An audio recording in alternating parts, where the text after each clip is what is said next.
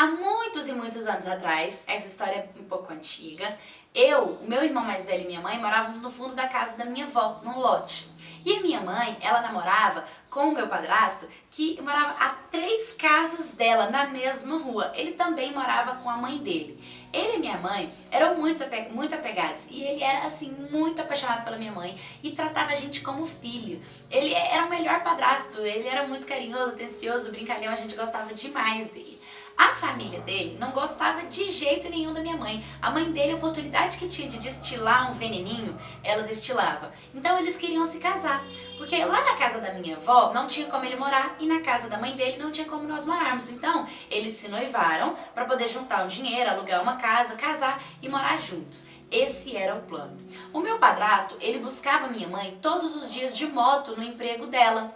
Até que teve um dia em que ele não foi. Ela disse que ficou um tempão esperando por ele. Como na época não existia o WhatsApp, minha mãe não tinha como mandar mensagem. Ela conta que ela ligou e nada dele atender. Então ela foi pro ponto de ônibus e voltou para casa de ônibus. Nisso, ela conta que quando ela estava vindo para casa, ela passou por um acidente. Ela viu o acidente, ela viu um transtorno, um monte de ambulância, um monte de gente, mas ok, foi para casa. Ela chegou até um pouco chateada, porque ele não tinha ido buscar ela. Quando de repente bateram no portão lá de casa e era a tia dele avisando para ela que ele tinha sofrido um acidente de moto. A minha mãe ficou desesperada, perguntou em que localização, o que aconteceu, onde ele estava, e era o acidente que ela tinha passado de ônibus. A minha mãe ficou muito desesperada, foram no hospital, foram saber o que tinha acontecido e o meu padrasto morreu na hora.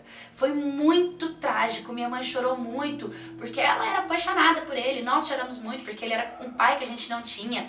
E o pior é que no dia do velório, todo mundo da família dele, assim, a sogra da minha mãe, as pessoas da família, todos ficavam olhando pra ela com cara feia, acusando ela. Muitas pessoas começaram a falar que a culpa era dela, porque se ela não namorasse com ele, ele não tinha pego a moto pra buscar ela no serviço, não tinha sofrido acidente. Isso começou a fazer muito mal pra minha mãe começou a entrar em depressão, começou a ficar mal.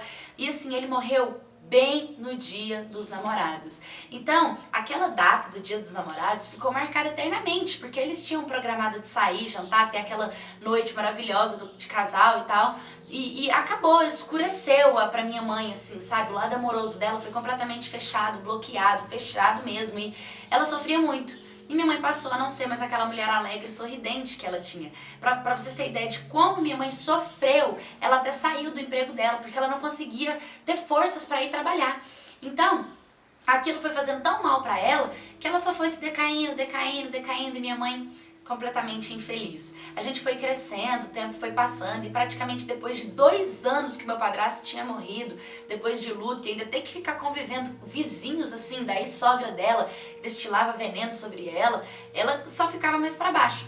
Ela acabou fazendo amizade com a menina que arrumou um bico pra ela na área política. Era época de eleição e estavam precisando de pessoas pra ficar assim, com bandeira, distribuindo panfleto, essas coisas. E minha mãe foi nesse trabalho pra poder tirar uma rendinha. Ela conta que lá nesse trabalho tinha um homem que ele era muito bonito e todas as jovens lá da política ficavam dando em cima dele, levava lanchinho, levava doce, chamava ele pra sentar do lado, almoça aqui do meu lado e tal. E ele não dava muito moral pra elas não, sabe? Não falava muito. E minha mãe, como ela ainda estava super fechada dentro do âmbito emocional, relacionamento pra ela, não existia, ela nem dava moral pra esse cara, ela não tava nem aí. E isso chamou a atenção dele. Ela conta que ela tava almoçando e ele foi e perguntou se podia sentar ao lado dela. Ela disse que sim, que poderia sentar, e nisso ele começou a conversar com ela. E aí conversa vai, conversa vem, todos os dias ele começou a puxar assunto com ela, a elogiar ela, falar que ela era muito bonita, que ela era muito legal, que ela era divertida, que ela tinha um sorriso lindo. E isso começou a fazer bem pra minha mãe, mas como assim, muitas meninas ficavam em cima dele, ela não criou muita expectativa. Até que teve um dia em que ele chamou ela pra sair. Aí ela pegou e disse, mas com tanta menina no seu pé, várias jovens bonitas, por que você não sai com elas? Quer sair comigo? Ele disse, porque você tem uma luz dentro de você e eu não sei, alguma coisa me fala que é você. E eu gosto de você e eu quero sair com você. Você me aceita o meu convite? Você permite? E ela disse que tá, tudo bem, que sim, e decidiu dar uma chance pra ele. E eles começaram a sair. E nisso ela contou que tinha filhos, tal, que o tempo foi passando, eles ficaram e ela começou a gostar dele de verdade, a amar ele assim, né, gostava muito dele. E ele tinha uma coisa muito especial, que era falar de Deus com ela, porque ela contou do problema, do relacionamento, que ela perdeu o noivo e tal, e ele entendeu, e ele abraçou essa dor dela, e ele consolava ela, e ele falava sobre os propósitos que ela poderia ter tido na Terra, sobre a missão dela, o que ela poderia fazer de bom com a história dela, como ela poderia passar isso adiante. Isso foi preenchendo ela de uma certa forma ou outra. E quando ele conheceu eu e o meu irmão, ele foi tão amoroso e tão legal quanto o meu outro padrasto, e começou a ser tipo aquele papel de pai, né? Sem contar que a minha avó gostava demais dele, e quando nós fomos na casa dele para conhecer a família dele, a mãe dele apaixonou na minha mãe. Ela amava e tratava a minha mãe com tanto amor, com tanto carinho, coisa que a minha mãe nunca teve.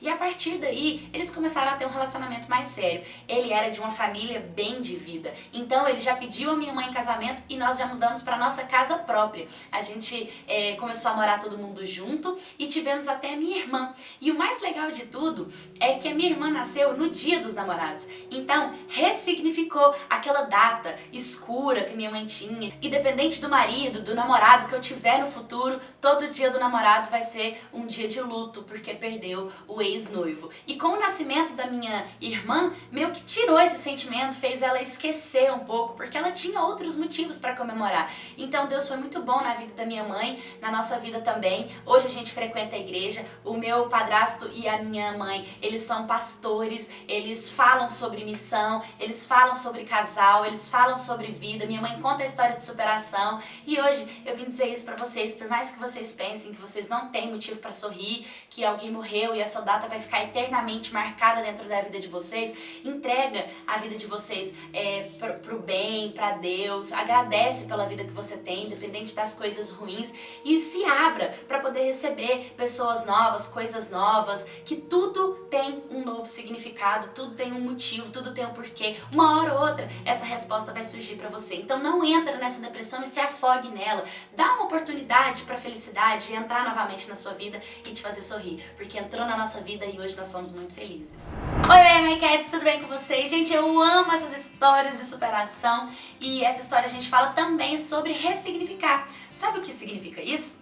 Dar um novo significado à dor, ou a um momento, ou a qualquer ocasião. Eu tenho um exemplo da minha vida, Paula Balti. O meu avô, o Rashid, ele morreu, né, e todas da nossa família ficamos muito tristes com a morte dele. E o Adam, o meu filho, pra quem me acompanha sabe, ele nasceu no mesmo dia desse meu avô. Então, todo aniversário dele, que nós poderíamos falar, poxa, meu avô morreu, a gente também pensa, poxa, mas o Adam veio, né? Então a gente deu um novo significado para essa data. A gente tem mais um motivo para comemorar.